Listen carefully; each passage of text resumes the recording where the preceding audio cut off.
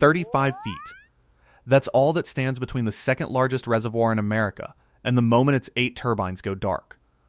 Right now, late July 2026, Lake Powell sits near 3,525 feet above sea level. Drop 35 more, down to 3,490, and the water pressure inside Glen Canyon Dam falls below the threshold the machines need to spin. No spin, no electricity. The dam keeps standing. It just stops working. And here's the part that should stop you cold. The West loses the power long before it loses the water. Roughly 120 feet before, in fact. The lights go out first. The taps go dry later. That order matters more than almost anyone realizes. And by the time we're done here, you'll understand exactly why. Look at the canyon walls around that shrinking waterline. The record's written in stone. A bleached white stripe wraps the red rock like a ring around a drained bathtub, hundreds of feet of it in places. That pale band is mineral crust, calcium carbonate baked onto the sandstone as the water pulled back, year after year. Every foot of white is a foot of water that used to be there and isn't anymore. It's the single most honest measurement in the entire American Southwest.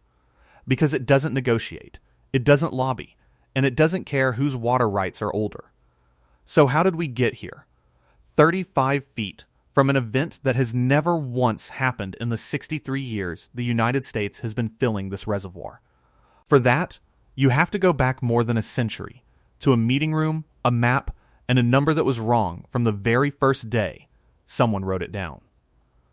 November 24th, 1922, 7 states send men to divide a river.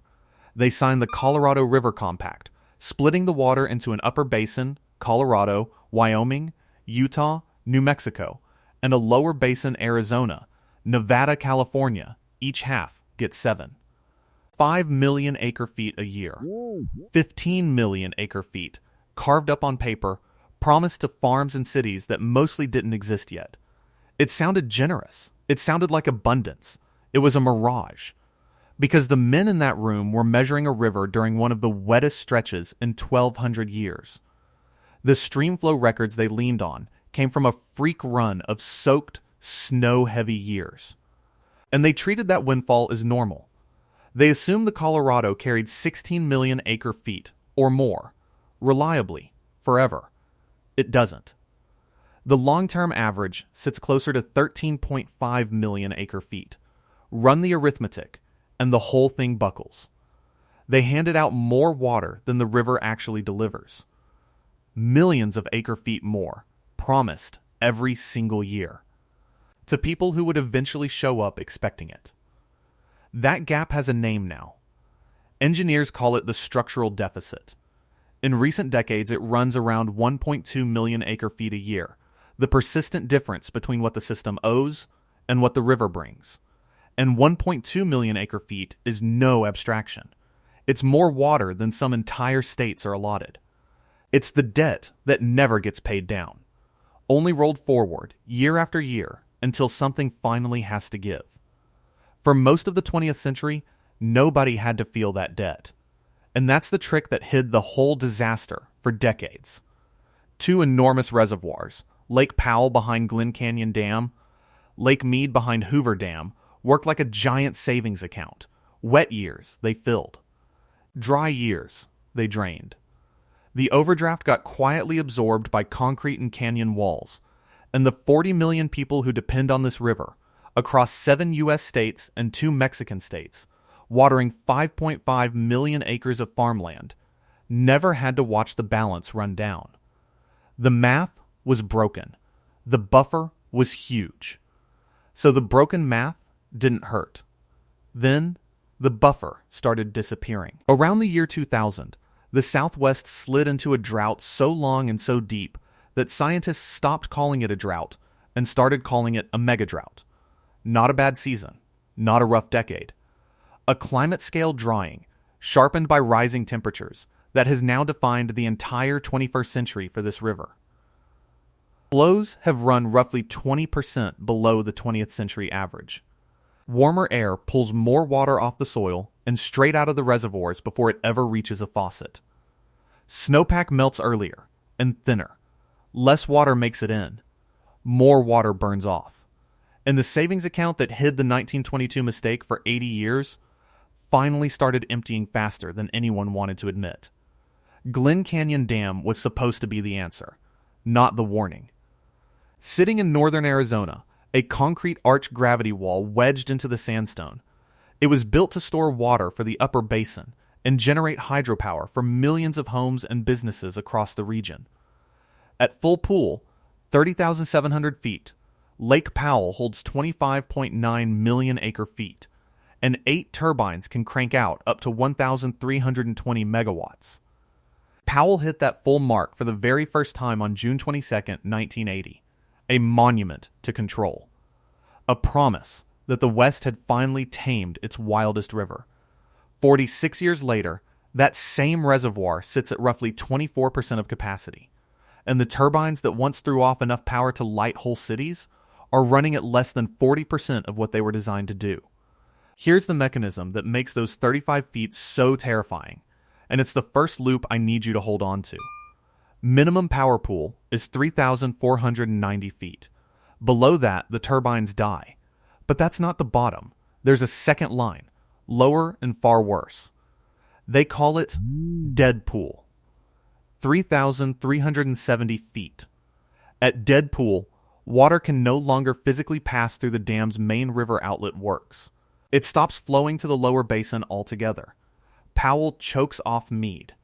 And Mead is what keeps Phoenix, Las Vegas, and half of Southern California alive. So sit with the question the whole crisis now hangs on.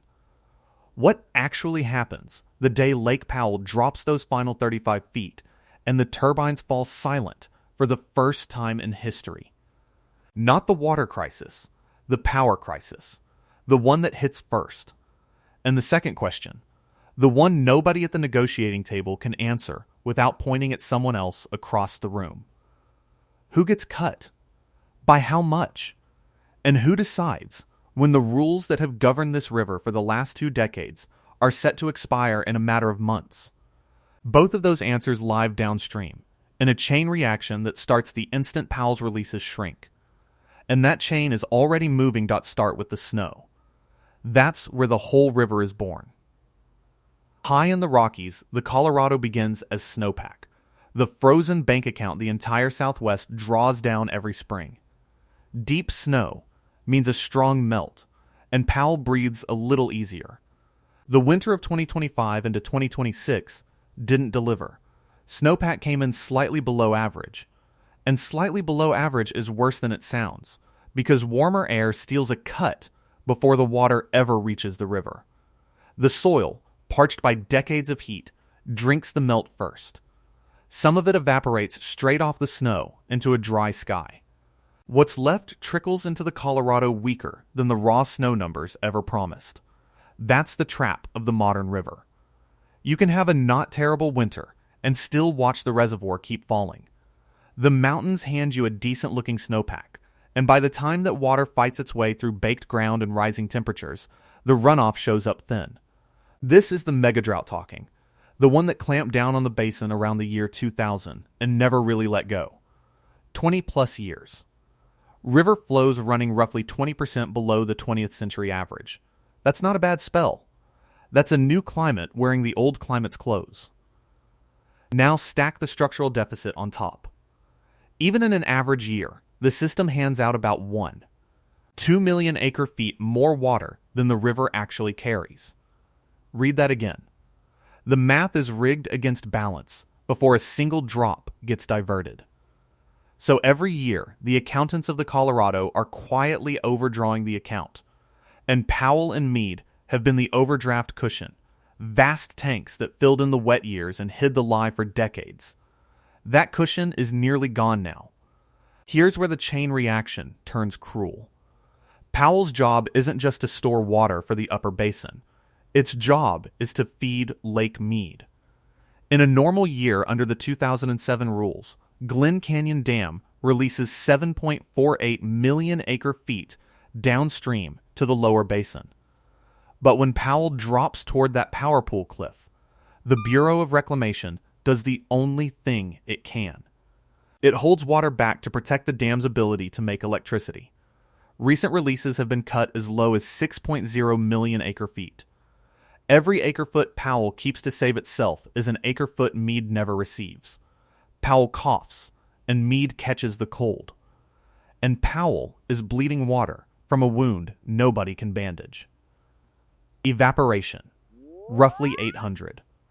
0 acre-feet vanish off the surface of Lake Powell every single year, lifted straight into the desert air. Combine Powell and Mead, and the two reservoirs lose more than 1.5 million acre-feet a year to evaporation alone, more water than the entire state of Nevada is allocated in a year. Sit with that. An amount larger than a whole state's share, gone, not to a farm, not to a city, to the sky. So who eats that loss? That single question is the grenade rolling around the negotiating table right now, and nobody wants to put a hand on it. Here's the twist the maps and the graphs never show you. This crisis isn't really a weather story anymore. It's a poker game. 7 states, 1 shrinking pot, and a set of rules that die on December 31st, 2026.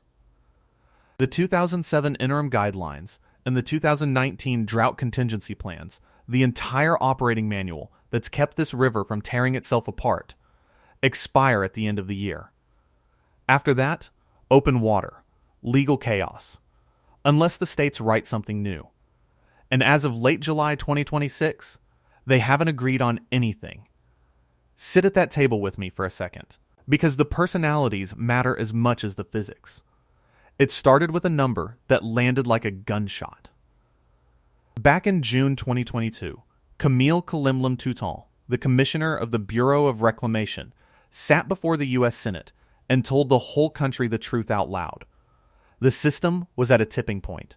The states needed to find 2 to 4 million acre-feet of additional conservation cuts, just to keep the reservoirs from collapsing. We are 150 feet from 2 to 4 million acre-feet of additional conservation being needed just to protect our reservoirs, she warned. 2 to 4 million acre-feet. That's not trimming lawns and shortening showers. That's tearing entire farms and cities off the supply. And no state wants to be the one holding that bill. So they split into camps. And the fault line is exactly where you'd expect, upstream versus downstream. The upper basin states, Colorado, Utah, Wyoming, New Mexico, argue the cut should scale with the actual river. Hydrology-based. Dry year, deeper cuts. Wetter year, lighter ones. Their logic is simple and sharp. We can't send water we never received. We live at the top of the watershed, and the snow is what the snow is. The lower basin fires back. California, Arizona, Nevada, and California holds the strongest hand at the table by far. The most senior water rights in the entire basin, rights that legally get honored first when the shortage hits. J.B. Hamby, chairman of the Colorado River Board of California, has stood firm on that seniority, defending the state's Imperial Valley farmers whose paper rights predate almost everyone else's. His message, respect the law of the river, and account for that 800,000 acre-feet Powell evaporates every year before you come asking California to bleed. Then there's Tom Bushatsky, director of Arizona's Department of Water Resources, walking into that room already wounded. Arizona holds junior rights on the Central Arizona Project, that 336-mile canal that carries the river to Phoenix and Tucson, which means Arizona is first in line to get cut. And it already has been. The first ever Tier 1 shortage, declared on August 16, 2021, hit Arizona and Nevada hardest before anyone else felt a thing. So when California talks about seniority, Bushatsky hears a state asking Arizona to keep absorbing the pain it's already been absorbing for years. Arizona and Nevada have floated a different model. Fixed percentage cuts. Share the burden more evenly across everyone. California doesn't love that. Guess why? And in the corner sits John Ensminger, general manager of the Southern Nevada Water Authority, representing Las Vegas, a city that has done everything right. Ripped out lawns, recycled nearly every drop indoors, become the national model for urban conservation. And it doesn't matter. Nevada's allocation is tiny. Its straw into Lake Mead is deep. And if Mead falls far enough, the most water-efficient city in the West still goes thirsty. Being the responsible one doesn't save you when the reservoir upstream is choking. Above all of them hangs the hammer. In June 2026, the Department of the Interior, with Assistant Secretary Tanya Trujillo overseeing the whole machine, reaffirmed that the federal government has the authority to impose its own operating rules if the states can't agree by the deadline. A backstop. A threat dressed as a deadline. Agree, or Washington writes your future for you. No consensus. A ticking clock. And a reservoir that doesn't care about a single word spoken in any of those rooms, because it keeps dropping while they argue, so walk it down with me. 35 feet. That's the gap between where Lake Powell sits in late July 2026 and the number that kills the electricity, 3,490 feet. The minimum power pool. 35 feet sounds like plenty. Until you understand what it means on a reservoir this size, one dry winter can swallow it whole. The 2025-2026 snowpack came in below average. The spring runoff never showed up with the rescue. And the water kept easing down toward that line like a tide that forgot how to come back in. Cross 3,490, and the 8 turbines inside Glen Canyon Dam stop spinning. Not because the machinery breaks, because there isn't enough water pressure above them to turn the blades. At full pool, those turbines can push out 1,320 megawatts. Lately, they've been running at less than 40% of that, a shadow of what the dam was built to do. Drop below minimum power pool, and the number becomes 0. The dam still stands. Concrete arch gravity, 710 feet of it wedged into the sandstone of northern Arizona. It just goes dark. And here's the cruelty of the order. The West loses the power roughly 120 feet before it loses the water. Sit with that sequence. Long before the taps run into any real trouble, the electricity keeping millions of homes alive through a Phoenix summer starts to vanish. The revenue too, around $150 million a year from selling that power, money that quietly funds the endangered fish recovery and habitat programs down in the Grand Canyon. Kill the turbines, and you don't just kill the lights. You defund the river's own repair crew. Keep dropping. Past minimum power pool. Down toward 3,370 feet. That's dead pool. Below 3,370, water can't flow out through Glen Canyon Dam's main river outlet works. Read that slowly. The primary supply feeding Lake Mead, the water for Arizona, Nevada, California. For the Central Arizona Project's 336-mile canal. For the Imperial Valley's fields. For nearly 19 million people served by the Metropolitan Water District. It stops moving through the dam. The reservoir becomes a puddle, trapped behind a wall it can no longer feed past. That's the answer to the question I planted at the start. What happens the moment the water drops those last few feet? First, the region goes dark. Then, further down, the river below the dam goes quiet. Now here's the part that turns your stomach and lifts it at the same time. While the lake shrinks, something is coming back. As Powell recedes, side canyons that vanished under the water in 1963 are climbing back into the daylight. Rock formations sealed away for 6 decades. Archaeological sites, ancestral markings, whole stretches of Glen Canyon National Recreation Area that an entire generation only ever knew as flat blue water. The most famous of them is Gregory Natural Bridge, a stone arch drowned when the diversion tunnels closed on September 13, 1963, and Lake Powell began to fill. For decades, it sat down there in the dark, a rumor under the surface. Now, it's back in the air. You can stand where houseboats once floated and look up at a bridge of rock that hasn't felt sun since the Kennedy administration. So what is this? A rebirth or a warning? Depends entirely on where you're standing. If you're one of the people pushing the Fill Mead first idea, drain Powell, send its water down to Lake Mead, consolidate everything into one reservoir, This reemergence is your whole argument made visible. 2 reservoirs lose more than 1.5 million acre-feet a year to evaporation combined. That's more than the entire state of Nevada's annual allocation, gone to the sky. Powell alone burns roughly 800,000 acre-feet a year into the desert air. Empty it, the argument goes, and you save that water, and you get Glen Canyon back as a living ecosystem instead of a bathtub. That white ring on the canyon walls, the mineral crust of calcium carbonate left behind as the water fell, isn't decoration. It's a measuring stick. Every foot of it is water that used to be there and isn't. But say that in Salt Lake City or Cheyenne, and you'll get a very different look. The Upper Basin states built their entire future on Powell staying full. It's their storage, their insurance, their leverage. Drain it, and you strip them of the one bank account that lets them meet their obligations to the lower basin in a dry year. The re-emerging canyon that thrills a river runner is, to an Upper Basin water manager, the site of their security evaporating. Same waterline, opposite nightmares.